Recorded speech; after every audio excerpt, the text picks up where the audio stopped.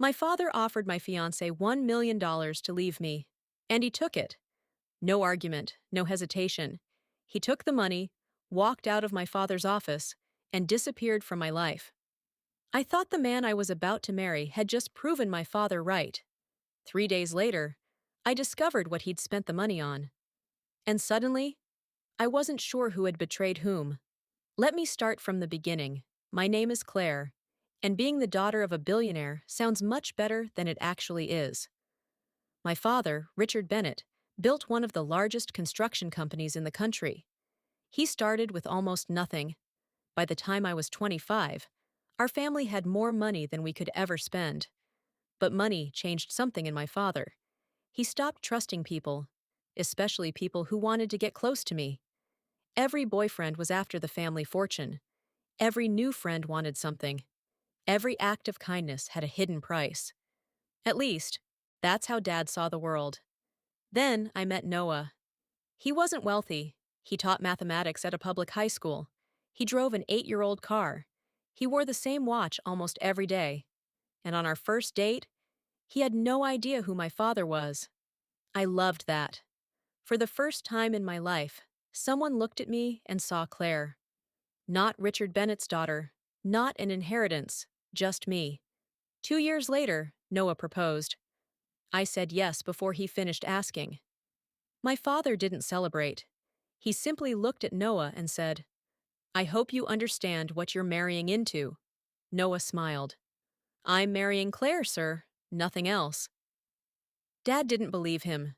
3 weeks before our wedding, my father asked Noah to meet him privately. I didn't know about it, not until later. Dad closed the office door, placed a check on his desk, and said, $1 million. Noah stared at him. For what? Walk away from my daughter? Noah thought he was joking. Dad wasn't. No wedding, no phone calls. No explanations. You disappear from Claire's life, and the money is yours. Noah looked at the check for a long time. Then he asked, "Do you really think that's all your daughter is worth?" My father leaned back. "No, I'm trying to find out what you're worth." And then, Noah picked up the check. My father told me that evening. I laughed. I genuinely laughed, because I thought this was another one of Dad's ridiculous tests. Then he showed me the bank confirmation. The check had been deposited. $1 million. Noah's phone went straight to voicemail. His apartment was empty. His school said he'd requested emergency leave. I drove there myself. Nothing. No note, no explanation, no Noah. My wedding dress was hanging in my bedroom. Invitations had already been mailed. My mother tried to comfort me. My father didn't say, "I told you so." He didn't have to. His silence said it for him. That night, I sat on the floor beside my wedding dress and cried until morning, not because Noah had left, because apparently my father had been right. The man who said he loved me had a price, and that price was $1 million. Then, 3 days later, I received a phone call. It was from St. Matthew's Children's Hospital. The woman on the phone asked, "Are you Claire Bennett?" "Yes." "Do you know a Mr. Noah Williams?" My heart stopped. "Yes." She paused. "I think you should come here." I drove there expecting the worst. Instead, I found Noah sitting in a hospital corridor. He looked exhausted. I walked toward him, and before he could say anything, I slapped him. He didn't stop me. $1 million, Noah? He looked at the floor. "Claire, was that all it took?"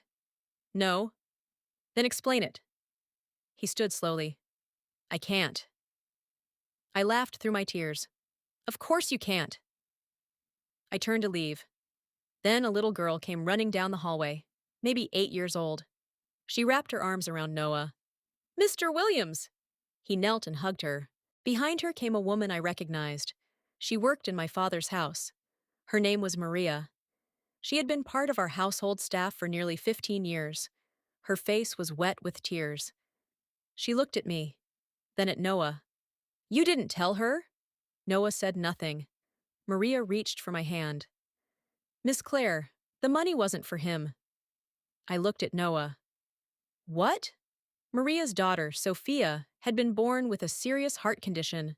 For months, her doctors had been recommending treatment at a specialist center overseas. Insurance wouldn't cover everything. Maria had borrowed money, sold what she could, asked charities for help. She was still hundreds of thousands short. I couldn't understand. Why didn't she ask us? Maria lowered her eyes. I did. The corridor suddenly felt cold. What do you mean? She looked at me. I asked your father. 6 months earlier, Maria had gone to Dad. After 15 years working for our family, she asked him for a loan, not a gift, a loan. She promised to repay whatever she could. My father refused. He told her his company wasn't a charity. Noah knew because Sophia attended the school where he taught. He had been helping Maria contact foundations and hospitals. They had raised some money, but time was running out. Then my father offered him $1 million to leave me. And Noah realized something. The money my father was using to test his love could save a child's life. So he took it. Every dollar, he paid the hospital, the travel expenses, the specialist fees, and then he transferred everything that remained into a medical trust for Sophia. I stared at him. Why didn't you tell me? His answer hurt more than I expected. Because your father's condition was that I leave you without explanation. I shook my head. So you chose his money over me? No. For the first time, Noah looked directly into my eyes. I chose what the money could do. I couldn't speak. He continued. If I refused it, your father would have torn up the check and congratulated me for passing his test.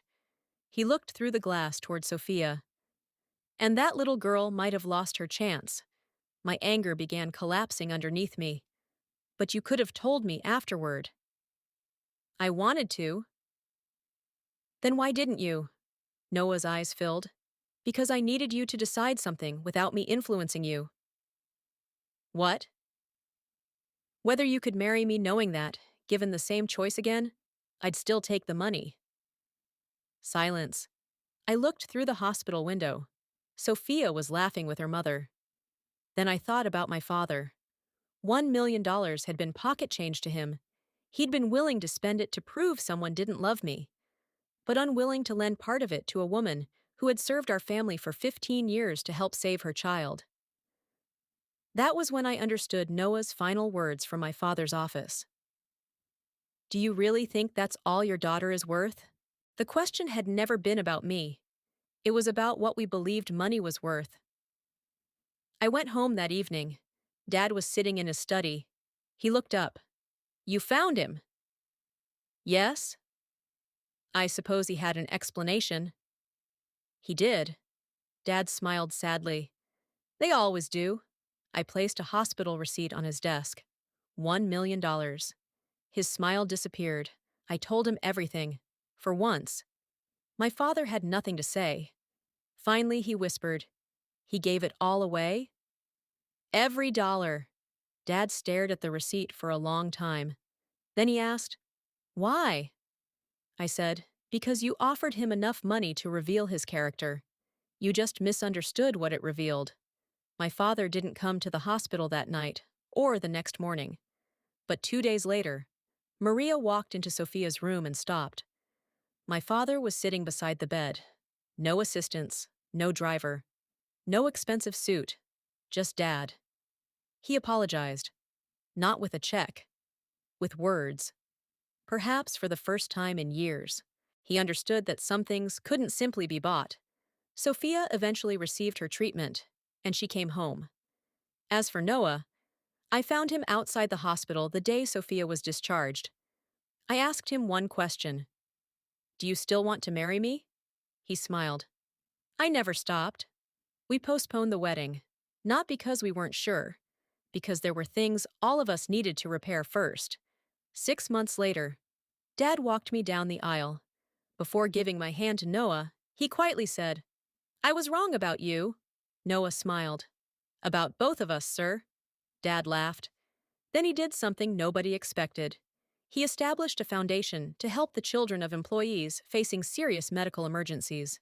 Maria became one of its trustees. And the first donation? $1 million. Years later, people still tell the story of how my father offered my fiancé $1 million to leave me. Most think Noah passed some kind of test, but they're wrong. Noah wasn't the one being tested. We were. My father was tested by what he valued. I was tested by what I believed. And Noah was given a choice between proving that he loved me and using that same money to save someone who desperately needed it. He chose the child. And strangely, that's how I finally knew I had chosen the right man. Because love isn't proven by refusing $1 million. Sometimes, love is revealed by what you're willing to lose when $1 million lands in your hands. Reflection. We spend so much time asking whether people truly love us. But perhaps a better question is, what does their character look like when nobody will applaud their choice? Money didn't change Noah, it revealed him. And sometimes, the greatest surprise isn't discovering what someone is willing to take, it's discovering what they're willing to give away. Tales by Jordan Life's Greatest Surprises, where every story hits different.